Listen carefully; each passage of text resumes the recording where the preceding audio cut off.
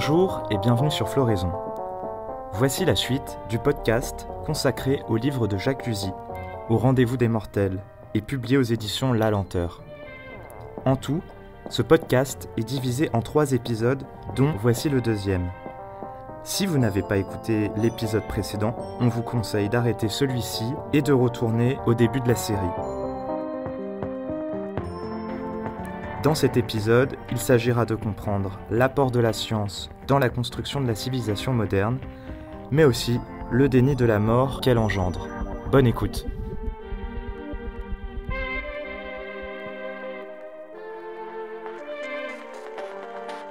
Une des idées centrales du livre, c'est de distinguer 2 types de savoir. Parce que les êtres humains ont toujours développé un savoir, qui n'était pas forcément un savoir scientifique, mais qui était plutôt un savoir d'ordre pratique. Donc un livre qui est extrêmement intéressant de ce point de vue-là, c'est par exemple le livre de Lévi-Strauss sur la pensée sauvage, où en fait il montre que ce qu'on appelle nous les sauvages, donc les sociétés primitives, développent, ont une connaissance parfaite de leur environnement, mais c'est une connaissance pratique. Et du point de vue logique, si les premiers hommes qui ont vécu sur Terre n'avaient pas développé un savoir, ils n'auraient pas survécu, donc nous ne serions pas là. Donc ce lien, en fait, il apparaît dans l'expression « les savoir-faire ». Quand on parle de savoir-faire, en fait, il n'y a pas de distinction entre le savoir et le faire. Ce qu'introduit socialement la science, c'est justement cette distinction entre le savoir et le faire. D'un côté, le savoir, c'est développé par des experts, par ceux qui appartiennent, qui ont le titre de scientifique, qui vont développer un savoir théorique, qui est un savoir abstrait. Et donc, au lieu que le savoir naisse de la vie courante, ou de ce qu'on peut appeler le monde de la vie, il y a un savoir abstrait qui est appliqué à la vie quotidienne, en fait. Que le savoir soit intégré dans nos objets, que ce soit le savoir managérial, etc. C'est à chaque fois un savoir qui se développe en dehors du faire et qui va dominer le faire. Et c'est un des grands basculements sociaux qui est introduit dans la civilisation industrielle, c'est justement ce renversement entre un savoir qui naît de la pratique et un savoir qui domine la pratique. Et on peut considérer que, y compris les problèmes écologiques, naissent justement de ce renversement-là, qui est de l'application d'un savoir qui est un savoir abstrait hors sol à l'ensemble de l'existence et avec l'idée de la maîtrise et de la domination de la nature. Nous sommes dans une situation où le commun des mortels, ou le membre simple du peuple, utilise des objets, des outils technologiques dont il n'a pas la moindre idée de la manière dont ils fonctionnent. Si vous prenez n'importe qui dans la rue qui a son téléphone portable, qui est en train de tapoter sur son téléphone portable, et vous lui demandez comment ça fonctionne, quels sont les métaux qu'il y a dans ton objet, d'où viennent ces métaux-là,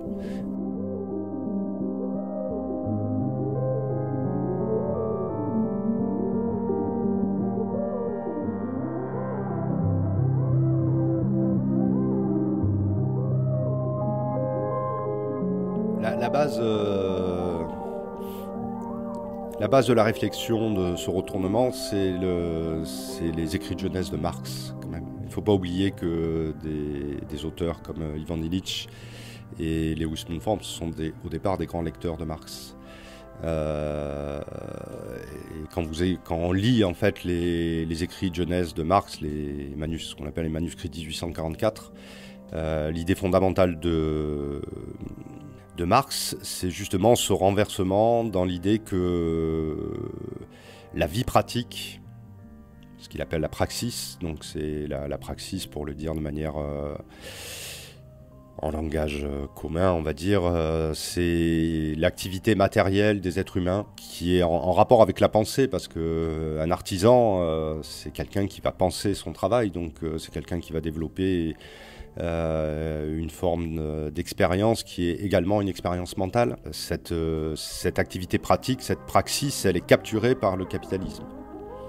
Et vous trouvez chez Marx des intuitions qu'il n'a pas poussées jusqu'au bout parce qu'il s'est abandonné à l'économisme. Mais il y a déjà l'idée chez Marx que la science, la technoscience, va devenir le premier facteur de production capitaliste. Donc, tu écris que la technoscience, elle participe à un mouvement d'effacement du tragique de la condition humaine. Et j'aimerais bien que tu nous expliques ce que ça signifie. La condition humaine a un aspect tragique parce que nous sommes à la fois mortels et nous avons également surtout conscience de la mort. Je crois que c'est Borges. Vous voyez, je ne sais pas comment on dit Borges ou Borges, l'auteur argentin, qui a une expression, c'est pas textuel, mais ça veut dire ça. Il dit que seul l'homme est mortel parce que seul l'homme a conscience de la mort. Donc ce qui caractérise l'être humain, c'est pas son pouvoir technique. L'homo faber, il naît bien avant Homo sapiens sapiens. Ce qui caractérise Homo sapiens sapiens, c'est c'est la conscience de la mort. Donc c'est Homo sapiens sapiens qui développe les premiers rites funéraires, qui développe les premières religions, donc les premières interrogations existentielles. Et donc l'aspect tragique de l'être humain, c'est ça. C'est un être vivant qui a conscience d'avancer de manière tout à fait lucide vers la mort.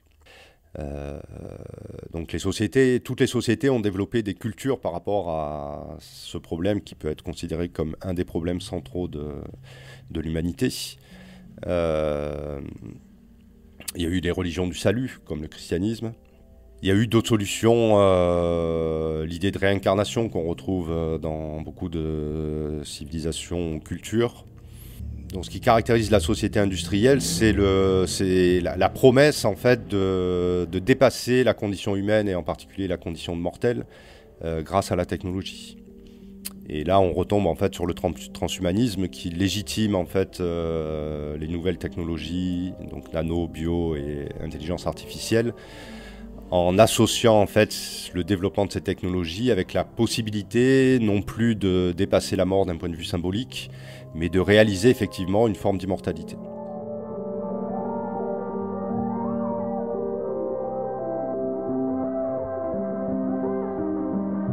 Pourquoi il y a cette nécessité de travailler ce récit sur l'absence de mort ou en tout cas le déni de la mort ? Je pense qu'à l'intérieur de notre société, déjà, il y a un fondement existentiel qui touche à peu près toute l'humanité. C'est très difficile de se dire qu'on va mourir. Faut pas. Donc il y a l'aspect individuel, après il y a l'aspect social.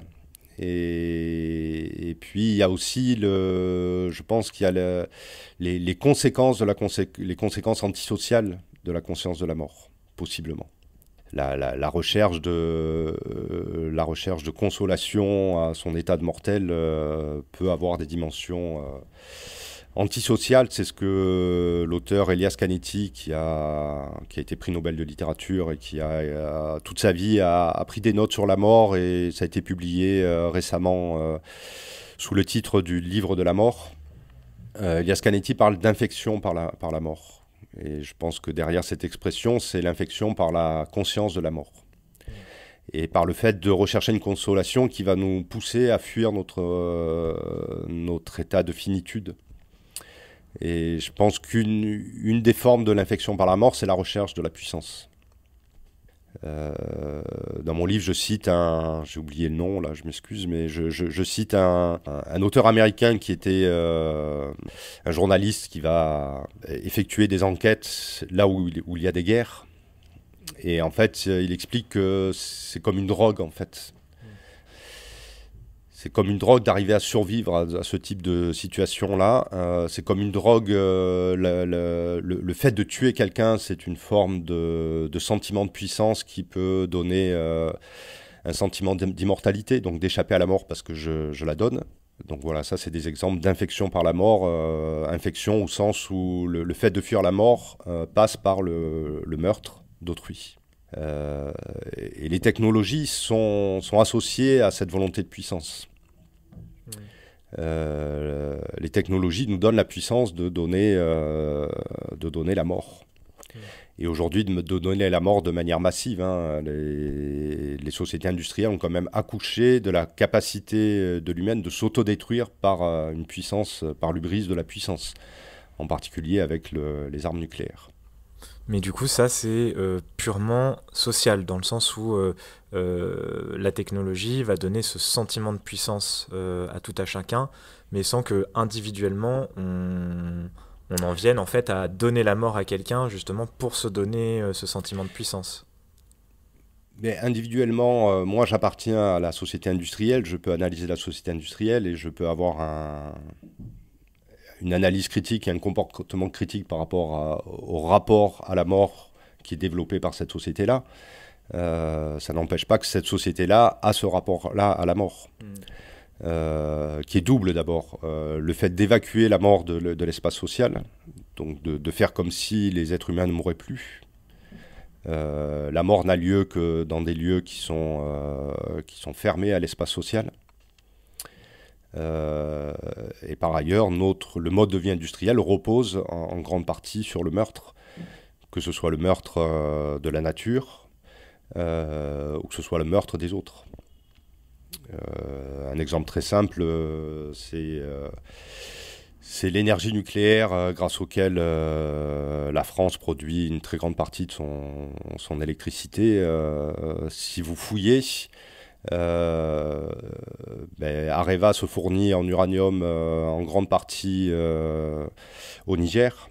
Et les conditions qui sont faites aux Nigérians qui permettent en fait cette exploitation sont des conditions qui sont des conditions mortifères. Que ce soit par la pollution ou que ce soit par la répression, quoi.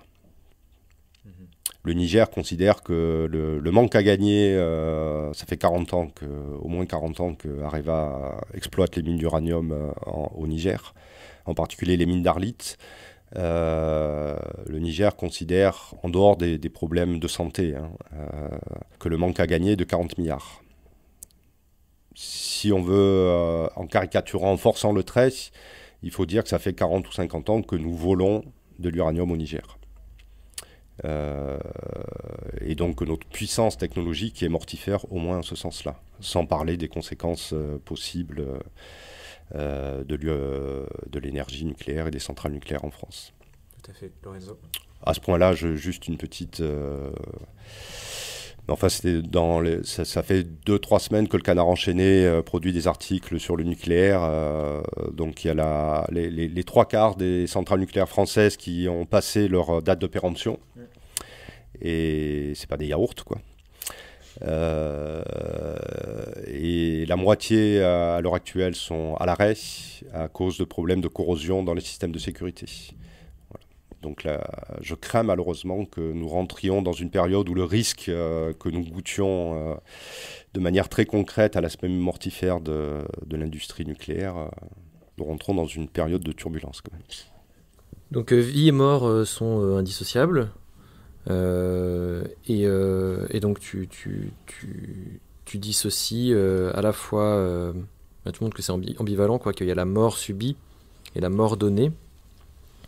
Et finalement tu critiques la façon dont cela est pris en charge au sein de la société industrielle capitaliste, mais tu appelles à non pas nier cette nécessité qui est attachée à notre condition, mais à peut-être la faire redescendre sur Terre, ou en tout cas la prendre en charge politiquement, culturellement, par forme de rite. Comment toi tu envisages une sortie de ce déni total ?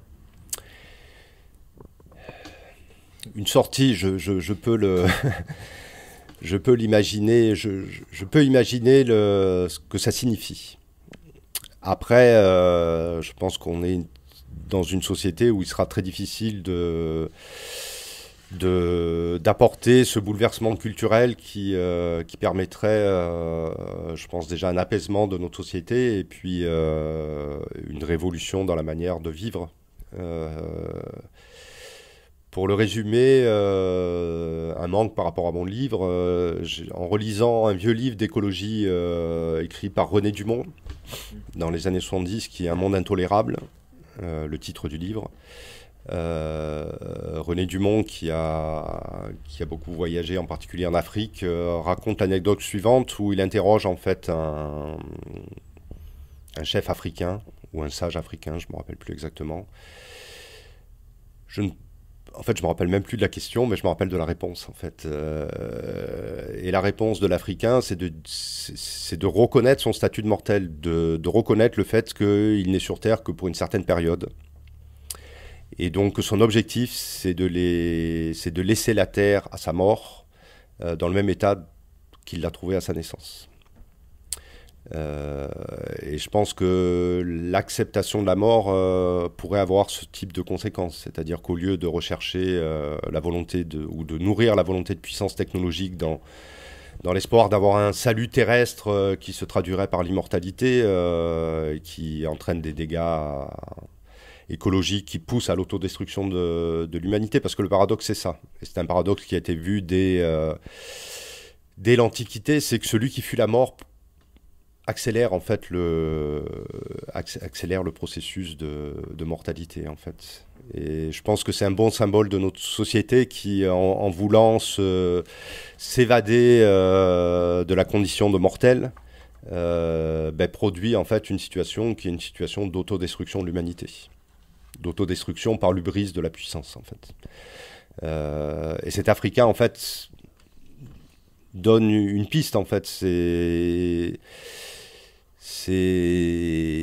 Déjà, il faut associer la naissance et la mort. Le fait que nous soyons nés tient au fait que nos ascendants ont accepté de mourir ou ont été forcés d'accepter de mourir. Et que la naissance, c'est une manière de régénérer l'humanité, de donner la possibilité à l'humanité de créer d'autres modes de vie, de créer des choses qu'on ne peut pas imaginer, nous, en tant que précédents, ceux qui vont naître à la suite. Donc c'est aussi un aspect positif de la mort.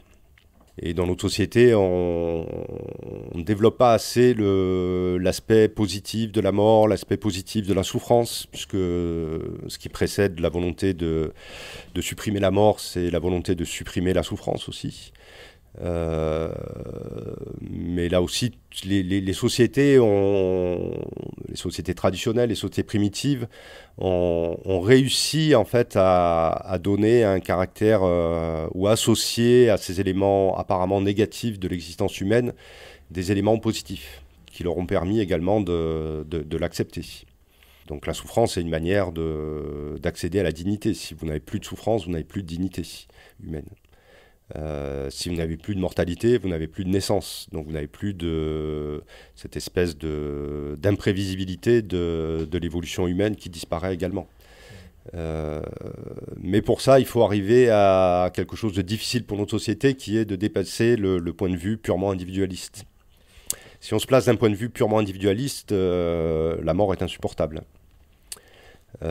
Si on arrive à transcender un petit peu cet aspect purement individualiste et qu'on regarde, qu'on se place au niveau collectif, social, à ce moment-là, il peut exister des justifications, que ce soit la souffrance mesurée, là encore, je suis pas masochiste, et également la mort. Personnellement, individuellement, je n'ai aucune envie de mourir, et je pense qu'il existe des sagesses aussi dans la manière de vivre qui permet d'avoir une durée de vie qui est acceptable en tant qu'être humain. Donc il y a des manières humaines et sociales aussi, parce qu'on sait très bien que la durée de vie n'est pas la même selon la classe sociale. Donc il y a toute une série de mesures sociales, éthiques, existentielles à prendre pour avoir une durée de vie qui est encore humainement acceptable, c'est-à-dire de lutter contre la mort, mais de lutter d'une certaine manière et avec une certaine limite. Voilà. Et en fait, c'est ces manières-là qui disparaissent de la société consumériste en particulier, puisque ça fait voler en éclat toutes les formes d'éthique. Et puis aujourd'hui, je pense qu'on est de manière générale, et en particulier dans le rapport à la mort, on est dans l'hubris. C'est-à-dire que le rêve de vivre 300, 500 ans, je ne sais même pas si c'est un rêve désirable. Je veux dire, je pense que la nature, quelque part, est bien faite et que c'est paradoxal, c'est-à-dire qu'on a la peur de la mort existe peut-être moins chez les personnes âgées que chez les jeunes.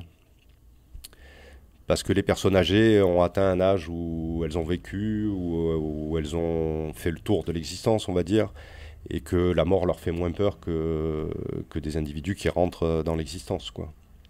Mais notre société, en fait, nourrit cette peur aussi. En nourrissant cette peur, elle nourrit son propre pouvoir sur les individus. Du coup, c'est un appel, faut comprendre ça comme un appel à considérer la mort davantage comme un fait culturel et sociopolitique et se dégager, se désincarcérer de cette vision purement biologique qui est entretenue par la société industrielle, la civilisation industrielle, en fait de refaire de la mort l'endroit de pratiques de rites, ce genre de choses. Je ne suis pas pour une renaissance de la religion. Je pense qu'il y a... Je ne suis pas non plus contre les religions. Il y a une manière de discuter avec les religions qui peut permettre en fait de transposer dans l'ordre de la raison des éléments qui appartiennent aux religions de manière irrationnelle. Comment dire, je peux très bien rapporter ce que raconte Pierre Clastre des sociétés primitives d'Amazonie qui sont des sociétés nomades, merci. Et qui à chaque fois qu'ils changent d'endroit en fait dans la forêt déterrent les restes de leurs morts pour les amener avec eux. Je ne connais pas les raisons pour lesquelles ils faisaient ça. C'est peut-être des raisons irrationnelles qui tiennent à leur propre culture et à leur propre religion, mais je peux transposer ça dans l'ordre de la raison. C'est-à-dire que je peux comprendre cette pratique-là comme l'idée et la pratique de ces sociétés-là de conserver vivants les morts. Et ça a un effet sur l'infection par la mort. Ça contrebalance en fait cette infection. Parce que les individus de ces sociétés savent que quand ils vont mourir, ils vont continuer à appartenir à la société. On ne va pas les oublier, ils ne vont pas tomber dans les ténèbres. On connaît l'expression qu'en fait on meurt deux fois. On meurt une fois biologiquement et on meurt une deuxième fois quand plus personne ne pense à vous. Cette deuxième mort-là, ces sociétés-là cherchent, pour des raisons qui sont peut-être irrationnelles, à la neutraliser. Et du coup, ça a un impact chez les vivants. Parce que les vivants savent très bien que quand ils vont mourir biologiquement, mais symboliquement, ils vont rester vivants parce qu'ils vont rester membres de la société. Mmh. D'accord. Et notre société, nous, au contraire, écarte. Quand vous mourrez aujourd'hui, vous allez peut-être mourir dans un EHPAD oublié de tous, vous allez être enterré rapidement et puis hop, la vie va continuer. Donc la mort biologique est également la mort symbolique. Donc une idée en fait qui pourrait être, c'est de réintroduire les morts dans la société. De manière toujours, l'objectif c'est de neutraliser les effets négatifs que peuvent avoir la conscience de la mort sur les individus et les effets antisociaux. Je veux dire, aujourd'hui on peut considérer que cette espèce de consumérisme forcené, la volonté de tout consommer aujourd'hui pour ne rien laisser à ceux qui vont suivre, c'est une manière d'être infecté par la pensée de la mort. C'est une consolation. D'accord. On est dans une société qui vit comme si personne n'allait suivre, quoi. On épuise les réserves pétrolières ou d'énergie fossile et au lieu de se dire calmons-nous, on va peut-être en laisser à ceux qui vont arriver ensuite, on cherche une solution qui va nous permettre de continuer à manger le monde, quoi. Et de le manger de manière instantanée. Et ça, c'est complètement nihiliste. Et c'est une négation à la fois de la naissance et de la mort. Parce que les deux sont toujours liés, quoi. C'est comme si plus personne allait naître après nous. C'est l'inverse de l'Africain qui disait moi, je veux laisser la terre dans le même état que je l'ai trouvée à ma naissance. Et je pense que notre société industrielle En fait, mon livre, c'est une forme de symbole. La mort, il faut le voir comme un symbole. Notre société industrielle se nourrit de la négation de la condition humaine. Et ce qui symbolise la condition humaine, c'est la mort. Et donc on renversera cette société-là et ses aspects mortifères, puisqu'on va vers l'autodestruction. On ne renversera ça que si on renverse culturellement notre rapport à la condition humaine. Et que si on donne des aspects, si on reprend conscience des aspects positifs, des éléments négatifs de la condition humaine. Parce qu'on se construit par rapport à ces... Enfin, l'humanité s'est construite par rapport à ces aspects négatifs.